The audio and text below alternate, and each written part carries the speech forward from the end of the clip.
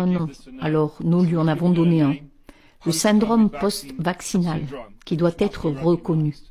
Les blessures dues au vaccin et les codes ICD-10 doivent être reconnus pour que les patients puissent commencer à recevoir un traitement. Sans cela, ils sont laissés dans l'incertitude la plus totale.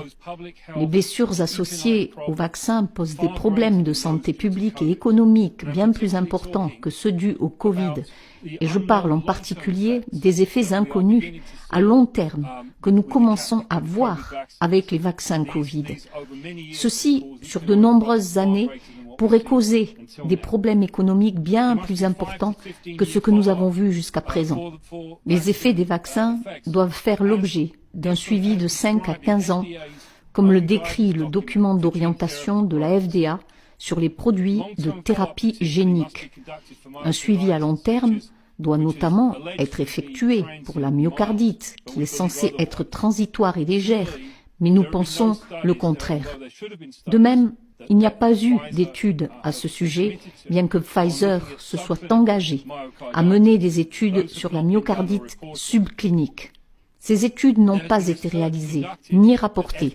Des recherches ont été menées au NIH sur les personnes blessées par les vaccins il y a plus d'1 an, et ces résultats n'ont pas été publiés ou rapportés. Cela doit se faire très rapidement.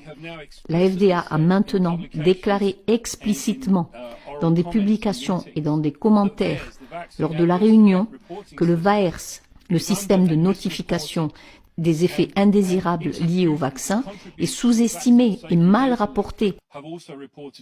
Et les institutions qui contribuent à la liaison des données sur la sécurité des vaccins ont également signalé la même chose. D'après les données de la FDA et du CDC, nous constatons que les taux de myocardite sont sous-déclarés de 5 à 10 fois et le CDC a discrètement augmenté ses estimations pour la myocardite dans diverses publications, mais ils n'ont pas expliqué pourquoi ces taux ont soudainement augmenté dans certains cas.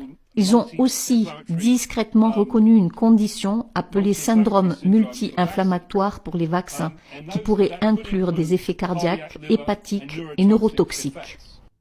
Chers collègues et sympathisants, nous déclarons que Pfizer, Moderna, BioNTech, Janssen, AstraZeneca et leurs complices ont délibérément dissimulé et omis de communiquer aux patients et aux médecins des informations cruciales en matière de sécurité et d'efficacité et devraient être immédiatement inculpés pour fraude.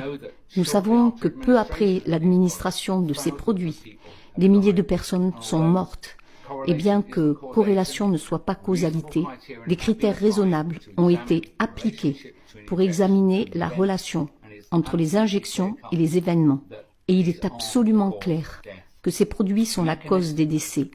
D'un point de vue mécanique, la conception de ces produits était sciemment déficiente à plusieurs égards. Tout d'abord, ils ont provoqué l'expression dans le corps humain de la protéine spike du virus toxique. Contrairement à ce qu'ils nous ont dit, à savoir qu'elle resterait dans le site d'injection, elle se dissémine largement dans le corps. Il n'y a pas de limite intégrée à la quantité de protéine spike toxique qui peut être fabriquée ou à la durée de sa fabrication, et c'est la cause de la toxicité.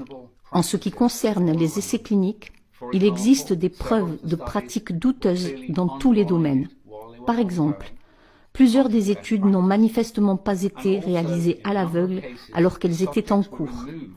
Contrairement aux meilleures pratiques, et dans un certain nombre de cas, des sujets ont été retirés de la base de données avant l'analyse statistique d'une manière qui suggère une fraude. Toutes les entreprises nous ont donné des assurances générales à maintes reprises sur le profil de sécurité bénin de leurs produits. Même lorsque les produits ont été commercialisés dans les premières semaines, elles devaient savoir que ce n'était pas vrai. Pour ajouter l'insulte à l'injure, il semble que ces produits n'offrent que peu ou pas de protection contre le virus dont ils cherchaient à nous protéger. Enfin, en ce qui concerne les études non cliniques, mon domaine, les paquets sont fortement compromis par l'émission d'études de sécurité standards qui, indépendamment des exigences réglementaires, auraient dû être réalisées parce qu'elles ont un impact sur la sécurité humaine, en particulier la soi-disant ADME Tox qui examine la distribution. Elles quittent le site d'injection et ils nous ont dit qu'elles ne le faisaient pas.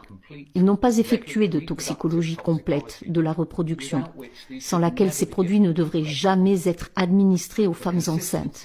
La cohérence des matériaux testés dans les tests de toxicité, et même tous les composants n'ont pas été soumis à des tests de toxicité. Et enfin, ils ne peuvent pas prétendre à un manque de connaissances anticipées, car les entreprises et la FDA savaient que les produits de ce type produiraient de nombreuses toxicités. Nous déclarons que le gouvernement et les agences médicales doivent être tenus pour responsables. L'utilisation d'urgence de vaccins modifiés génétiquement par des nanoparticules lipidiques, dont la dangerosité est maintenant prouvée, doit être arrêtée et ne plus jamais être utilisée. Nous savons que ces nanoparticules lipidiques sont partout. La corruption du gouvernement et de l'industrie pharmaceutique les a utilisées sur nous comme jamais auparavant, et nous n'avons jamais utilisé ces modes d'expérimentation sur l'humanité auparavant. Elles vont dans le cerveau, dans la rate, dans la moelle osseuse, dans le foie, dans les organes reproducteurs.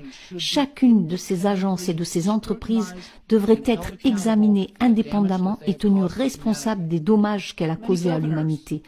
De nombreux gouvernements aux États-Unis, y compris le gouverneur Cuomo et d'autres, ont volontairement envoyé des milliers de personnes âgées inutilement à la mort et ont inutilement augmenté le nombre de décès. Il s'agissait d'une fausse urgence, des mesures draconiennes et des confinements non scientifiques, injustifiés, ont fait souffrir des milliards de personnes, et en particulier les enfants innocents de ce monde. Il n'y a pas d'urgence médicale actuelle. Les directeurs d'agences défaillants et les responsables de la santé publique corrompus, y compris, mais sans illimité, Fauci, Walensky, Béchara et d'innombrables autres, doivent être démis de leurs fonctions et tenus pour responsables de la mauvaise gestion de cette pandémie. Les administrateurs d'hôpitaux doivent être tenus pour responsables du blocage des traitements de bon sens qui ont permis de sauver les vies et de l'utilisation continue de médicaments nocifs qui ont échoué, comme le Remdesivir, actuellement mis en avant sur les nouveau-nés et les enfants, ainsi que l'échec du Paxlovid et du Molnupiravir. Les agences de désinformation illégales, anticonstitutionnelles, violant le premier amendement de la loi sur la sécurité intérieure, doivent immédiatement être définancées et dissoutes. Nous devons immédiatement démanteler les grosses agences fédérales de réglementation de la santé et mettre fin à tout financement pharmaceutique des fondations de la FDA, du NIH et du CDC et instituer une surveillance indépendante. En tant que race humaine, nous promettons de ne plus jamais faire d'expérience sur l'humanité après les graves crimes commis dans une guerre lointaine. Le code de Nuremberg devrait être codifié dans la loi fédérale américaine et dans celle de toutes les nations.